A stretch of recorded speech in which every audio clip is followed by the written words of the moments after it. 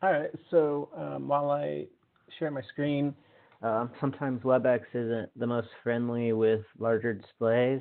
So if you need to zoom in a little bit, WebEx has controls for that. I've also made it a little bit larger on my side to make it a little easier to see. So I'm going to give a quick recap of what we covered in session 1, and the recording for that's available. So if anybody wants to go back and look at that, they can.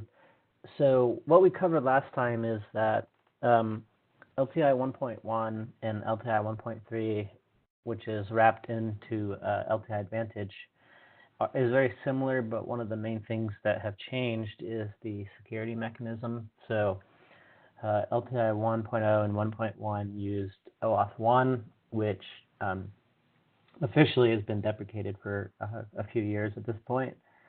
So as part of the new version of the spec in LTI Advantage, we upgraded the security model. So this works with some very common specs that exist in other places. So things like OAuth 2, JOTS, and OpenID.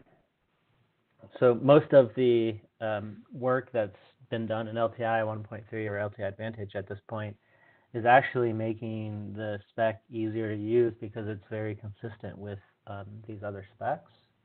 And because they're consistent with the other specs, that means, generally speaking, a lot of the libraries that exist for, say, JOTS or OAuth 2 or OpenID will work with LTI 1.3. So this is very positive because it, at the end of the day, makes it easier to implement. So in the next few minutes, I'm just going to show a recap of what we talked about. I won't touch every detail. And then what we'll talk about today is two things. We'll take a quick look at each of the 3 extensions, and that includes names and roles, which is essentially a way to get the course's roster. Assignments and grades, which is what was formerly outcomes in previous specs. This is a way for a tool to report a student's grades back to the gradebook, or really anything that's gradable. And deep linking, which is a much improved way of getting course links set up. So we'll take a look at this, the deep linking in particular, because if you choose to adopt deep linking, it sets you up very well for multiple things. One, it's a good user experience. So from the instructor, course designer, or administrator, whoever's creating the links for a particular tool in a course, it's much easier to do so now. It does build upon what was done in LTI 1.1. We've just expanded it, made it easier to use, and it covers a much broader range of use cases. The use cases for deep linking in 1.1 were very narrow. While it worked for some, we've got a lot of feedback that if it only did this or that, it would be much easier for me to use. So we've improved that vastly. So what we're looking at here is the reference implementation. I'm going to post this in the chat. I always post this in my presentations around this. If you don't know what a JOT is, or you want to know more about a JOT, this is probably the best resource on the internet to find out what a JOT is. It's essentially a signed token, and inside this token is 3 parts. There's a header, which when you go to verify the signature, you'll need to know which algorithm it uses. The most important part is the payload. So we'll take a look at this briefly in a second. This payload is very similar to LTI 1.1, 1.0, except it happens to be wrapped inside of a JOT, which is essentially a JSON hash or a key value pair. So the third part is the signature. Of course, you want to verify that the platform is indeed the one at the request, or if a tool is sending a request back to the platform, you want to verify that it came from the tool. So we'll talk a little bit about that. And if we don't run out of time, we'll also look at a new change that's been added to 1.3 recently, and it actually makes it way more secure than LTI 1.1 ever was, and what the first iteration of 1.3 was. So I'm also going to paste the link to the reference implementation. So this is freely available. The reference implementation is fantastic because, well, I'm a little biased because I'm the one that built it, of course, but for the first time ever at IMS, the reference implementation is a sponsored tool and a platform that we built purely from the spec. So this has made adopting the spec 10 times easier than it ever was. Not everybody is fantastic at reading specs. They're very dense and there's a lot to it. So the reason we developed this was so that the spec becomes no less valuable but more of a reference. So if you're an engineer, sitting at your desk, or an architect, and you want to add 1.3, you can actually test or develop against this tool every step of the way. And of course, refer to the specs if you have detailed questions around why something is the way it is. So this has had some unexpected yet positive results in that, historically speaking, most tools would have to wait for a platform to adopt the latest spec in order to start developing against it, because if the platforms didn't adopt it, you would have had to have done a lot of platform functionality on your side if you were a tool just to know that your stuff works. So with the reference implementation, for the first time ever, we actually have tools that are ready to certify well ahead of the platform. So this has been, we didn't anticipate that as part of the strategy. It just happened to be something that kind of came along with the use of this tool. And it's really fantastic because, like I said, you don't have to wait for the other side to finish their implementation before you can start on your side. And you have a pure, by the spec implementation that you can use to develop against. So almost all of the tools that are implementing LTI Advantage right now are using this tool, and so are all the platforms, Blackboard, Canvas, Moodle, etc. So if everybody is using a common tool like this to develop against, it also leads to greater interoperability because hopefully nobody's done anything wonky or custom outside of what they're supposed to be implementing as part of the spec. So it's been very positive. The one thing to keep an eye on if you choose to use this tool is the release notes. So we do keep this upgraded or updated, and things change over time or somebody finds a bug. So while we never want to break the experience in the reference implementation, sometimes it's impossible to avoid that. So to help manage that, we keep these release notes very updated. So if you find that something was working yesterday and it's not working today, this is the first place you should look. So looking at the 1.3 launch before we dive into the services, I'm just going to search for mine. The platform has everything that you expect it would have, which like courses, resource links, line items, results, basically the bare minimum pieces that you would need in order to emulate a platform.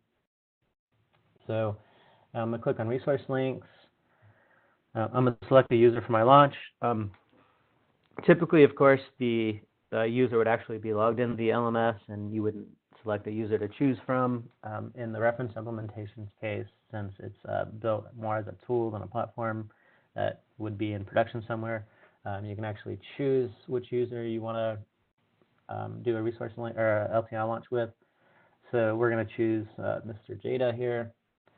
And when we get here, what we're seeing is the platform has generated the JOT that's needed to perform the LTI request out to the tool. One thing I always mention is that the names here are completely random. There is no way for somebody to input PII into that reference implementation. That's really important. So if we were to hit launch with new user here, we would generate a new user in the reference implementation, and then that would get used. That would get added to the roster here. So if you're staying on top of 1.3, you'll know that recently there's been a threat that was identified by one of our members. We'll take a look at that at the end, but we've already implemented the solution inside the reference implementation while the spec is being developed. So quite a few people already have updated their tools or platforms to account for this. And this is very good too because, again, for the first time ever, we can actually implement things ahead of the spec being completely written. Of course, that means there might be a few minor tweaks here and there that we'll keep track of in the release notes, but it allows you to interact with the spec much earlier than you would have normally been able to. So if we launch this, for anybody that wants to know the details of this JOT and what all these things are, please watch the previous recording because we covered that much more in depth. So if I perform the launch, we're now inside the tool, and what we can see the tool has done here in the background is it's reached out in the background and gotten a access token. The tool needs this access token so that it can make requests back to the platform. And here in a second, we're going to see that we're going to post a grade back, and then we're also going to fetch the names and role service so that we can get the list of users of this course. Would you, in real life, pre-fetch this? It's up to you and how you want to implement it. In the reference implementations case, it makes it convenient for the UI to just have it ready to go. So the assignments and grades has been vastly improved in 1.3 or LTI Advantage also. I won't go into the details of every aspect of what it does or how it works, but essentially it's a more RESTful service than it was in LTI 1.1. So here in the UI, we don't have a way for a student to complete an assessment or do a quiz or otherwise create a score. So what we do is generate the score randomly. So what we've done here in the background is using that access token that we looked at a second ago, we posted a new score for this student back to the platform in the background. We did abysmal, it looks like, as we got 11 while the maximum score was 100. But the important thing to note here is this is the message that the tool gets back from the platform after submitting that grade. And what we'll see here is that it returns a unique ID for this result. This may not be a new result. So previously we could have submitted a grade to the element of the platform's gradebook. And if the platform allows it, they may have just updated it so that maybe previously I got 90, but I redid it. And because I did it a little early last time, and this time it's actually the week where it's due, and I buckled under pressure and got an 11 here. So the response also contains the user ID. This is very standard with the LTI and all the LTI versions. So the user ID that what the grade was submitted for, so that the tool can verify that it's the same. If this was different than what you thought it should be, you probably have a problem that you need to talk with the platform about. So we also submitted a comment. This can be whatever you want from a tool perspective. It probably wouldn't be something as meaningless as what we submitted, but you could add something so that later on you could track it, or something that you want the instructor to see when they go to grade this. Maybe it's, this was a partial grade, they didn't complete the whole assignment, whatever you want, really. And of course, just like in LTI 1.1, the scores are assigned to a line item in the gradebook, and the platform has to reply with the line item that it was associated with. In order to submit the grade from the tool perspective, you would have known the line item already. So this is purely a confirmation aspect. So assignments and grades is really neat. It's much more robust than it used to be. Now if we take a look at names and roles, we're going to submit this request to the platform using that same access token. And what we can see here is that the tool responded with a list of members. And you can see here that there is a little bit of redundancy. In a pull request that's open today, the context attributes, so the course ID, the course label, and the course title are not duplicated, but that's not been finished yet. But what you can see here is it's returning a name, a picture, a given name, family name, middle name, email, the user ID, and the role that that user has in that course. So if an instructor was teaching 5 courses and they happen to be a student in this particular course, they would come back as a student. Another thing to mention here is that it's up to the platform's discretion, and they can do this on an individual tool level as to which data they return about the user. So as you can see, there's a fair amount of PII here. A platform may choose with a particular integration to not include the email, middle name, picture, etc., and just include the user ID and the roles. This would be up to your individual integration as to what data is returned. So if we scroll down, we can see that this course is a very large one, so there's a lot of users in here, and I don't even know that it has an instructor. It doesn't. So that's names and roles. It's actually very, very simple. There's not much to talk about with that. It's very easy to implement also.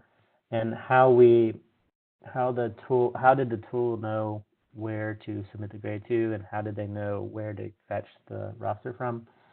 It's all inside these claims. So here's the assignments and grades claim. This is just an extra part of the JOT that the tool receives. You can see here that it contains a few scopes, which we won't talk too much about, but it's basically permissions that the tool has available to it. So in this case, it can get line items and actually create line items. It can get a read-only view of the previous results in the course for that particular tool. And because this is here, it can also submit a score, and that's why we were able to do that. If our access token, if we hadn't requested the scope, or the tool or the platform didn't make the scope available to the tool, we'd actually not be able to submit the grade like we did. For the purpose of the reference implementation, it's wide open. We allow all 3 all the time. And the line item URL here is where we posted it to. You'll notice it's line items 25. So if we were to go back up here, we can see that in the response that we got back, the platform also confirmed that it was line item 25 as to where the score, the result was sent to. The names and the names and roles in order to get the roster back is actually much simpler. There's only 2 attributes here. It's the context membership URL or memberships URL. This is the URL to get the roster, and there's a service version. So in this particular case, it's names and roles 2.0. The membership service in LTI 1.1 is 1.0. So because some platforms may choose to simply return a response that looks like that matches the response that you would have gotten in 1.1. That's why this service version exists. So let's go look at deep linking, because this is one of the really cool parts of this whole demo here. So if we go back to platforms, we view our platform, we go into our course, we see that there's a deep link service launch button here. Generally in real life, what this would look like is probably any tools that have exposed this deep link service to the platform. There may be some sort of button or selection in the UI where you can choose a particular tool to initiate the new deep link service with. So instead of launch deep link service in the LMS, it might say something more like launch tool A, or add links from tool A, something along those lines. So if we click this, again, the platform is sending a JOT to the tool. It's signed the same way as the other one. It actually functions the same way as the other one inherently. The one thing that you'll notice here, though, is, well, 2 things. So instead of LTI resource link request, which is the normal LTI launch, it's an LTI deep linking request. This is so the tool knows that it's a different type of request. And there's some deep link settings here. I won't touch on these, but basically, these are the rules around how a tool can create links in the platform, and the platform can specify these very fine-grained. The only one I'll talk about is this one here because this has gotten a few people already. The platform can choose to say, tool, you can create as many links in one request as you want. So you could create, 10 if you wanted to. Some platforms may choose to only allow the tool to create one link at a time. So accept multiple means to the tool. I can send back, 9 links and be assured that they'll be created for me. If this was false, I would know that I could only send 1 back. And the deep link return URL is the place that you return the request to, which we'll see in a second. So as you would expect, the user that is performing the request, their roles are in here. We get their user ID. We know that they're an instructor, yada, yada. So if we perform this launch, the tool in the reference implementation, once again, validates the request to make sure everything's good. But what we'll see here is that I can then go select some deep links. So this UI here is only representative in the reference implementation as giving the user the option to choose from any one of the 5 content items that are available. In real life, this could be just about anything that the tool can imagine. It could be something like searching a learning object repository, searching through some pre-curated list of content. So, could be a free-form search where they're searching through your library.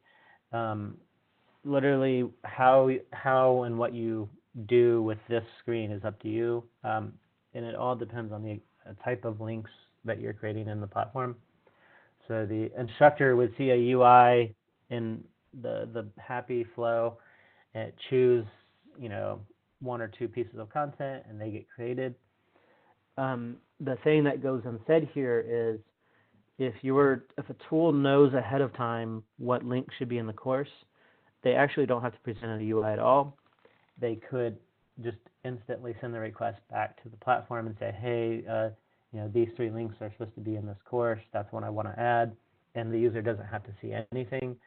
So it's very flexible at this point of how you allow or what you choose to allow a user to do or select from in order to get those links back. In our particular case, let's send just 2 simple ones. We're going to ask that the platform creates an LTI link for us, and we're going to ask that it creates a static image for us. So if we look at the image example that's here, oh my, that's supposed to say image right here. We can see that the content item is a type of image. It has a URL to the image and some metadata around it, in this case the license. The file content item, the image content item, the HTML content item, and the HTML link content item are all very simple and pretty self-explanatory. The one that requires a little bit more explanation is the LTI link. So in this case, we haven't made the request back to the platform yet, but we want the platform to create a LTI link for us. So we have to give a few bits of information. We can give the link that will be created a type and a title. The type is LTI link in this case. The URL is my URL in the tool to where this link should go to once the student or instructor clicks on it. I can request that it be presented in a certain way. In this case, I'm requesting that it be presented in an iframe at a 500 by 600 resolution. The platform is not obligated to have this be the only way that the link can be used. The platform generally, though, in the original request said, hey, I support iframes, so I will allow this to happen. So you can also create an icon and a thumbnail for the link so that it looks really nice inside the course. You can also create a line item at the same time. So given this is a new link, the line item wouldn't exist in the platform yet. But in order to make it easier down the road when you actually want to submit a grade back, you can, and if you know some of the details about the line item now, you can create it as part of this flow. So that means when the student ends up clicking on the link and you want to submit a grade back, you could be confident that the light item already exists and you wouldn't have to create a new one. You can send some custom attributes back. These are guaranteed to be returned to your tool.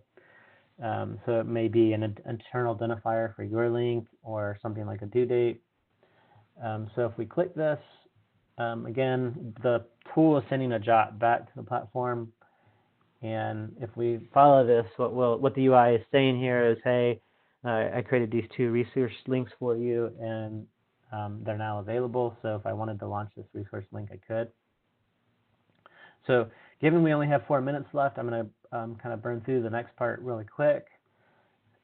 So there's been a security threat that was identified, and essentially what it was is in LTI, it's traditionally been a sign request, a single sign request from the LMS out to the tool. And because it's a single sign request, it's vulnerable to the middle and the man attacks or various other threats. Now, this threat would have been around for quite some time, like years, in fact. So it's not a high probability threat. It's a very low probability threat. And the things that have to happen in order for the threat to be used, it's quite a list, and there's a lot of ifs in there. So don't be scared. But what we've decided to do to solve this is add the OpenID Connect third-party flow in front of the LTI launch. So we're going to see that real quick. So if I click the green button now, we can see here that it's not going to do an LTI launch out to the tool. Instead, what it's going to do is follow the OpenID Connect third-party flow and establish a session in the browser between the tool and the platform. So we can post this request. The tool has received it. The tool, at this point, would create its own state that will get passed back to it later, and also a partial session in the browser. And we send this back. The platform has now received that from the tool. You can see that the state is still here and a couple other attributes. If you want to know more about this, I'm happy to talk about it. We just have a few minutes left. So if I hit Launch Resource Link, you'll see that it looks identical to what we saw earlier. The only thing that's different is if we inspect the form here, and pardon me if it's really small, but normally we would have just sent the ID underscore token that we talked about in the first session. And the added attribute is the state. So this state is the value that was set by the tool. So when the tool receives this request back, it can validate that this state matches what it thinks it should have been for this user, and also validate in the browser that a cookie matches partially what the state was here. So the state in this case from the tool is actually a JOT, just like the one that you're looking at above. You might set a cookie with a particular value and include that cookie's value inside the state here. That way you could confirm that not only did they establish a session with you previously because the state matches, but also you know that it was this particular user that did it because you've set a particular cookie in their browser that you can confirm with some part of the state here. So if we perform this launch, again, it looks just like what we saw earlier. The only thing that's different here is we can see that the tool has received the state that it set through the OpenID Connect flow, and it can thus validate that everything lines up between the user and the request that was made. So I'm going to stop there because we're running out of time. I know that was a lot to cover. Is there any questions? James, we do have a few questions. The first is, what is the time frame for LTI Advantage specs to be released? So they're in public, they're in candidate final right now, and where the goal is to publish those by the end of 2018. Okay, and then the second question is, does LTI Advantage provide capability for the instructor to interact with the tool? For example, say the instructor has to annotate student responses on the tool provider website. Is this possible? So that is a little bit beyond the spec. I know that certain platforms allow this through various flows, but the spec doesn't specifically address that question. Okay, another question. Will the 1.1 launch also be updated to use OIDC? Yes, so we're talking through that now. The OIDC flow that you saw just now may be very, very similar to what we patched 1.1 with. However, it'd be slightly different in that 1.1 doesn't know about JOTs. So in the state, for example, when the tool receives the launch, might be part of the signed request that you would get in 1.1 now instead of an extra attribute like it is in 1.3. And just to expand a little bit on the answers to those questions, IMS members do have access to a new FAQ that answers some of the questions about the time frame for LTI Advantage and the roadmap, which you'll see on the LTI developer page on our website. You'll see it along with the links to the reference implementation. Yeah, and staff, to answer your two questions, we don't show what the request looks like from the tool perspective, like submitting a score back to the platform. That's a really good idea, though, and good feedback, so we may consider adding that. It would certainly help people, I think. And the width and height of the iframe that's set during the deep link flow, today it's in pixels, but the group has talked about making it in percentages. That way it's more responsive. So look for an update for that in the spec itself soon.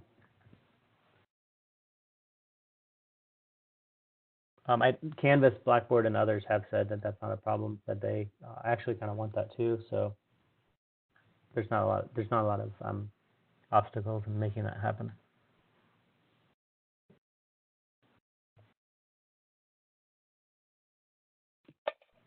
All right. Doesn't look like there's any other questions at this time. So thank you, everyone, for joining us today, and we will post a recording of this session for your reference on our website. Thanks, and have a great day. Thank you.